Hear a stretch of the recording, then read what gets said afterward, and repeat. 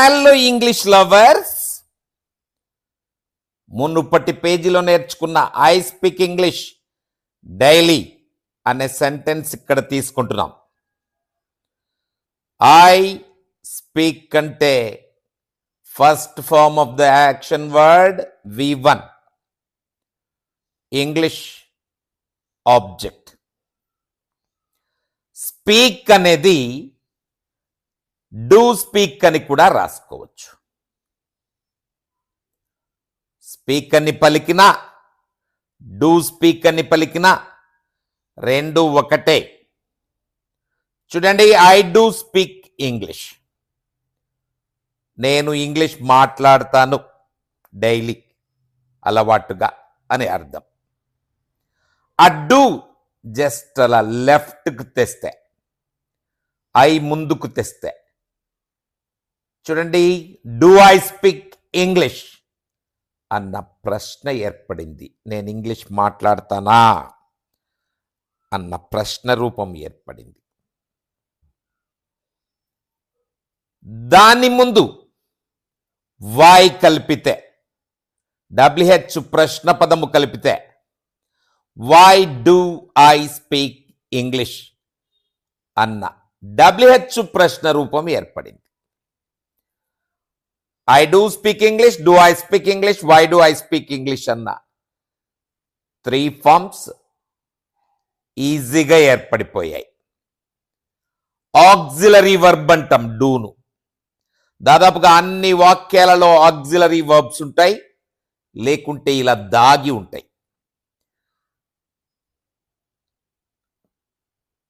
ఆ డూలన్నింటికి నాట్ కలిపితే I do not speak English, don't I speak English, why don't I speak English అన్న మరో 3 రూపాలు వచ్చేస్తాయి. ఇప్పుడు చూడండి, I speak English, do I speak English, why do I speak English, I do not speak English, don't I speak English, why don't I speak English అన్న 6 రూపాలు వచ్చేసాయి. Next రెండో వాక్యం ఐ స్పోక్ ఇంగ్లీష్ తీసుకుంటే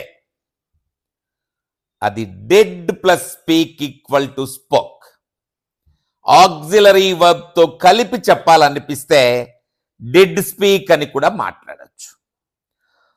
పై విధంగానే డిడ్ ను ఎడం వైపుకు తెస్తే did I speak English, why did I speak English అన్న 3 రూపాలు వచ్చేసాయి.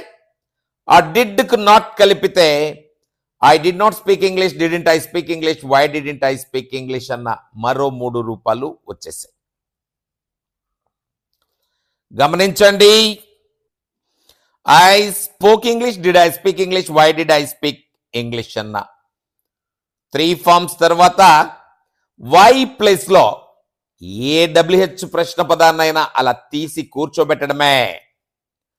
Wear did I speak English, when did I speak English, how did I speak English, in which school did I speak English. ఇలా మనకు బుద్ధి పుట్టినటువంటి పదాన్ని గాని పదబంధాన్ని గాని అలా యాడ్ చేయడమే. ఇకపోతే I speak English or he speaks English అన్న వాక్యం కనిపిస్తోంది.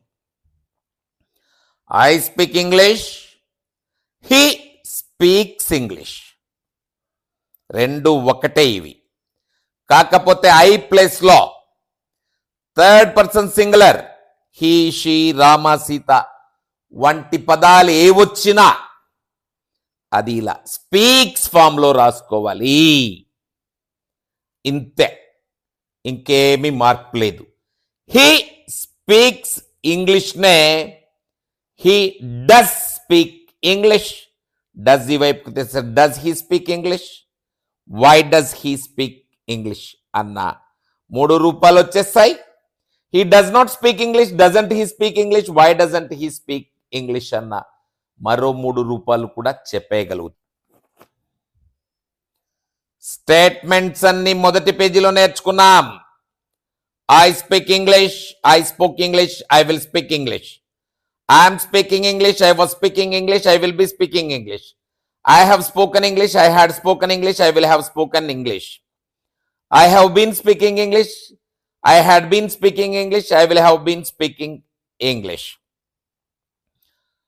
I am a student at present.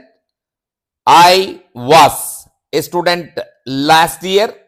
I will be a student next year.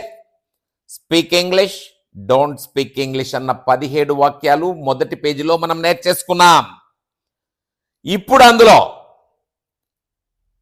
I తర్వాత ఉన్న ఆక్సిలరీ వర్బ్ను లెఫ్ట్కు తేవడం, 6 రూపాల్లో పలుక్కోవడం. ఇప్పుడు చూడండి, ఐ విల్ స్పీక్ ఇంగ్లీష్ ఉంది. విల్ ఐ స్పీక్ ఇంగ్లీష్ అనే క్వశ్చన్ గాను, why will I speak English అనే WH క్వశ్చన్ గాను మార్చుకోవచ్చు. I will not speak English, won't I speak English, why won't I speak English? మరోసారి ఈ పేజీని గమనించండి. I speak English కాస్త I do speak English అనుకున్నాం. Do I speak English, why do I speak English, I do not speak English, don't I speak English, why don't I speak English గా మారిపోతుంది. I spoke English, I did speak, spoke కాదు ఇక్కడ, I did speak గా రాసుకోవచ్చు. I did speak English. Did I speak English? Why did I speak English? I did not speak English. Didn't I speak English? Why didn't I speak English గా మారిపోతుంది. వైని తీసి మనకిష్టం వచ్చినటువంటి WH ప్రశ్న పదాన్ని గాని పదబంధాన్ని గాని అలా సులభంగా ఉంచేసుకోవడమే. ఆ తర్వాత సబ్జెక్ట్ ఐ ప్లూరల్ కాకుండా సింగులర్ అయినటువంటి he, she, it, Rama, Sita వంటి పదాలు సబ్జెక్ట్ గా వస్తే హీ డస్ స్పీక్ ఇంగ్లీష్ గా రాసుకుంటాం. ఫస్ట్ వాక్యం హీ స్పీక్స్ ఇంగ్లీష్ అని గాని హీ డస్ స్పీక్ ఇంగ్లీష్ అని గాని రాసేసుకుంటాం. డస్ ఇలా తెచ్చుకుంటే does he speak English, why does he speak English, he does not speak English, doesn't he speak English, why doesn't he speak English అనే 6 forms మనకు అంత ఈజీగా వచ్చేస్తాయి. ఇలా మునుపటి పేజీలో ఉన్న అన్ని వాక్యాలను 6 రూపాలలో పలుక్కోండి.